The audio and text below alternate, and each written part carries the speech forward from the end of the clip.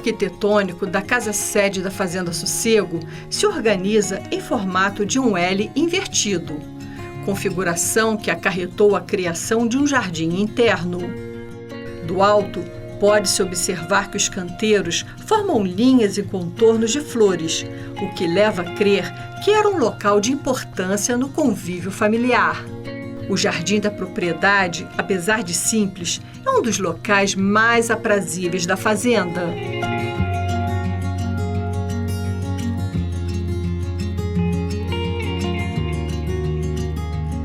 Voltada para o jardim junto à casa, uma varanda contorna todo o lado interno da planta em L, onde se abrem janelas e portas. Para impedir a entrada dos animais domésticos, o jardim é cercado por muros. O jardim interno sofreu modificações no seu traçado original e teve o piso em grande parte da sua área revestido por cimento.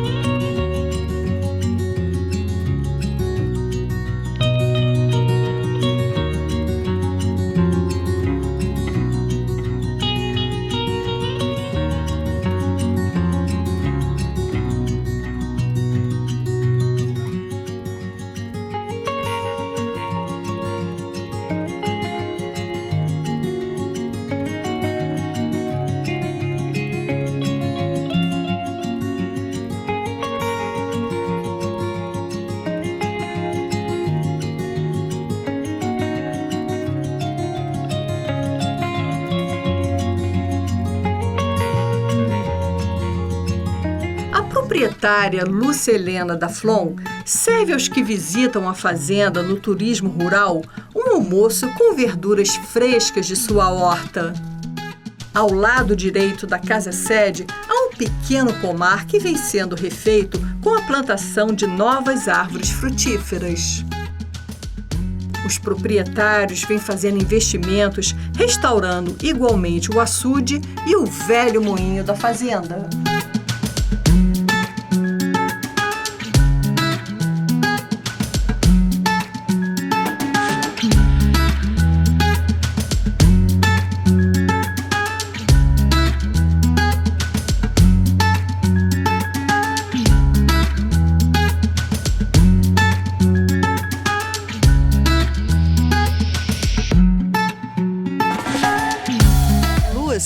Você está aí na sua horta. Ai, que maravilha essa horta. Por que você tem esses ovos essas cascas de ovo aí nessas estacas? Esse daqui, né? Esses ovos são para espantar a borboleta. Porque a borboleta põe lagarta, né? E a lagarta vai comendo tudo. Então ela afugenta a borboleta. Dizem que a borboleta acha que é um predador. Então ela sobrevoa e ela posa muito pouco nas couves e nas hortaliças. Diminui muita coisa, ajuda muito. Você aprendeu isso assim com uma tradição de família? Você leu em algum lugar? Não, eu aprendi no Instagram mesmo. Tá certo. O pessoal que eu seguia de horta, que tem sítio, vive de orgânico, colocavam. Então eu perguntei, igual você está fazendo a pergunta agora. E me falaram que era por isso. Eu testei e dá certo.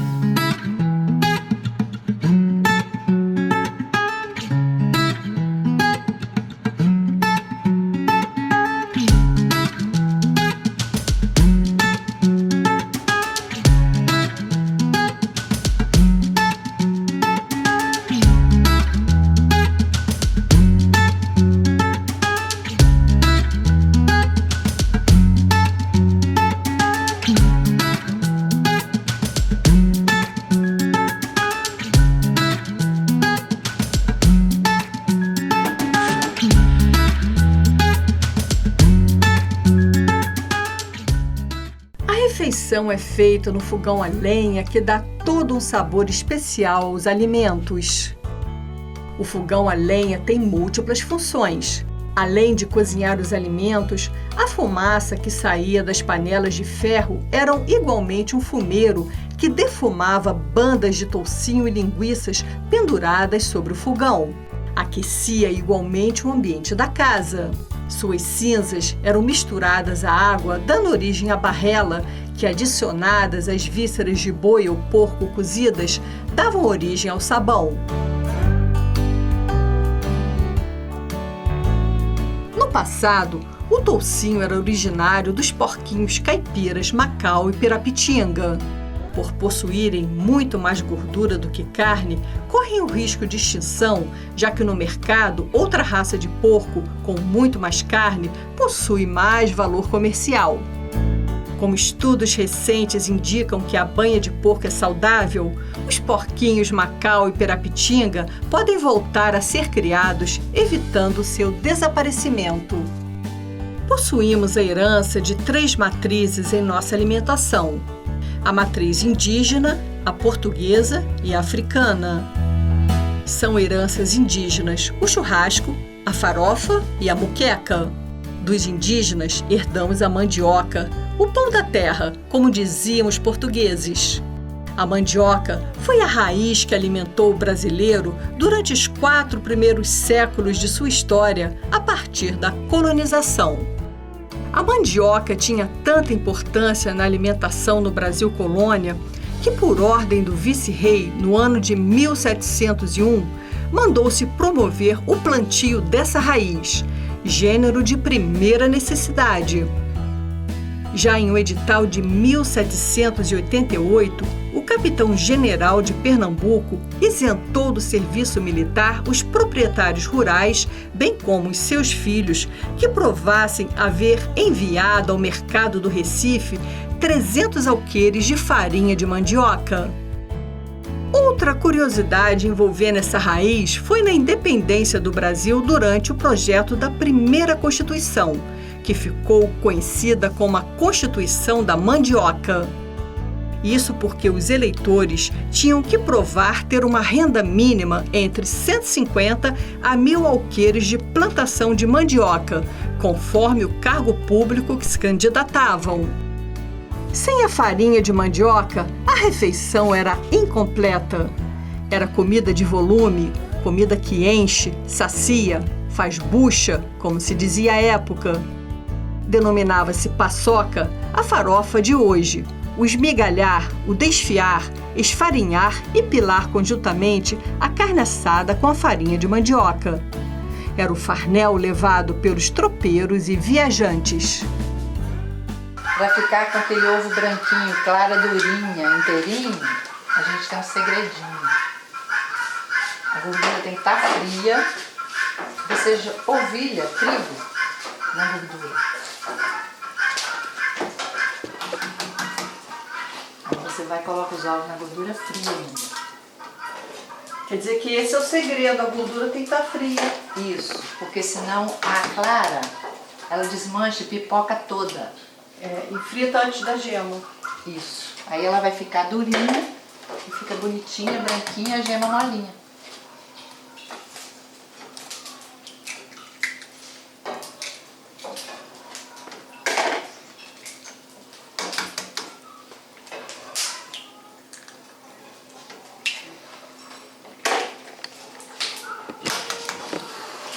Tá vendo? Tá dando pra ver que a clara tá ficando branquinha?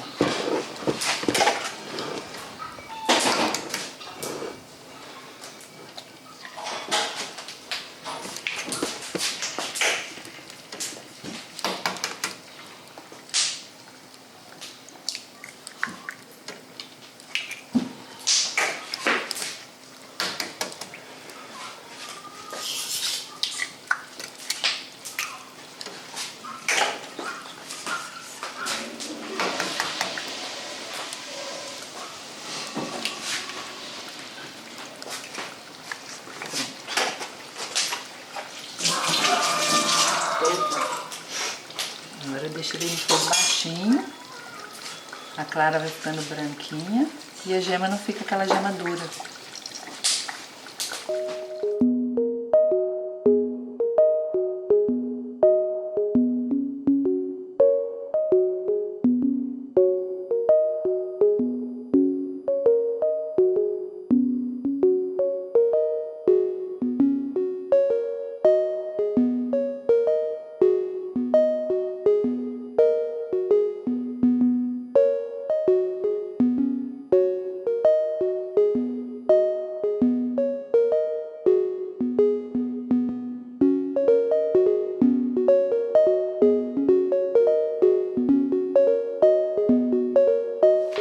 Então você polvilhou a farinha de trigo. Isso. E com óleo frio. Com óleo frio, põe o ovo no óleo frio, que aí a clara fica assim, Entendi. bonitinha. Tem toda a lógica, porque realmente quando você bota, e eu já boto ele bem quente. Não, aí a clara pipoca todinha.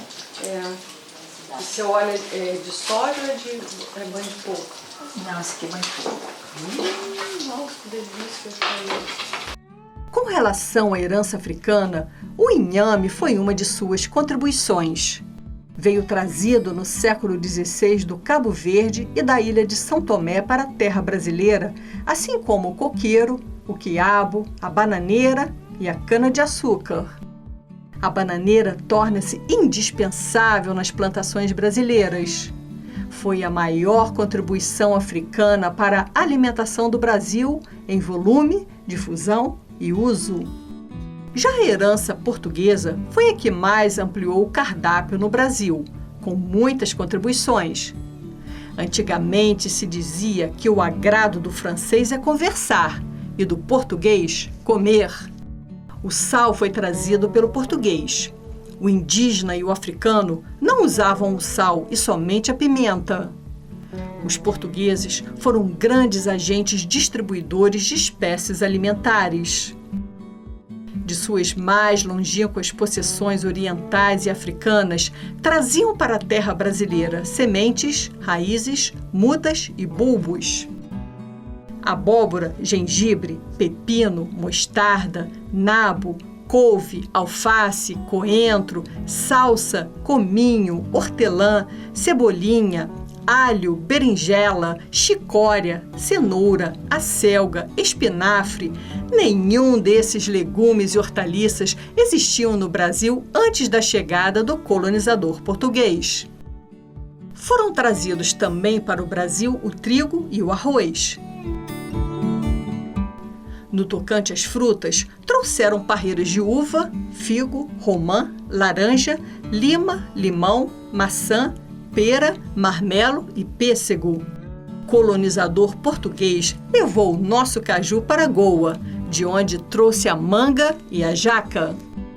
Com relação aos animais domésticos, trouxe vacas, bois, touros, ovelhas, cabras, carneiros, porcos, galinhas, galos, pombos, patos, gansos e o cachorro, guarda natural da casa. O peru já encontrou aqui. O bacalhau era muito popular, assim como a carne da baleia, muito consumida, salgada ou na salmoura, vinda em barris ou pipas de Portugal. Veio de Portugal o toucinho, a linguiça, assim como a prática da charcuterie, que passamos a denominar de embutidos. Nessas imagens, vemos por onde passava a refeição da cozinha para a sala, onde a família fazia as refeições.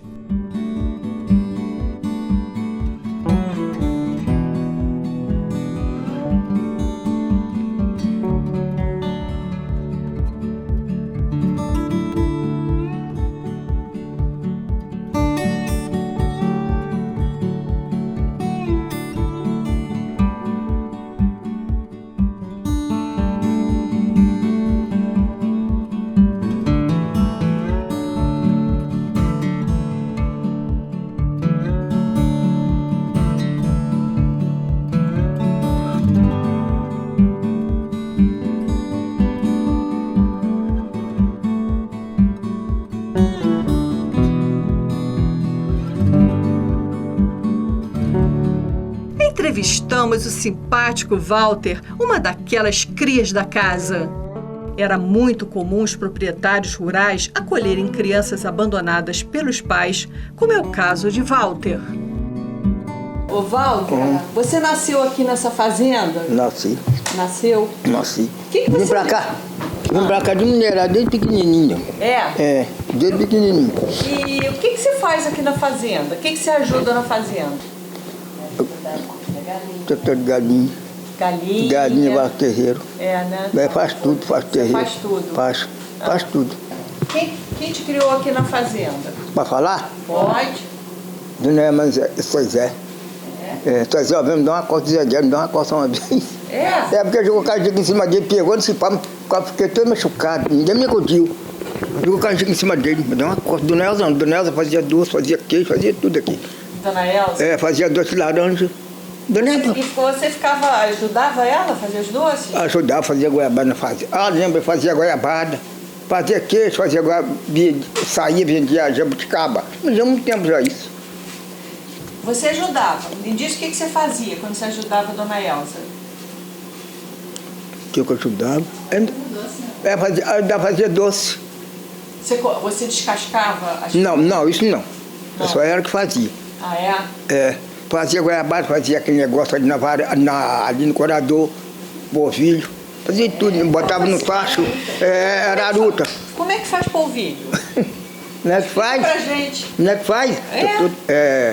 Aí bota água primeiro, aí bota o polvilho dentro do tacho. Aí depois põe no pano. Bota o que dentro do tacho?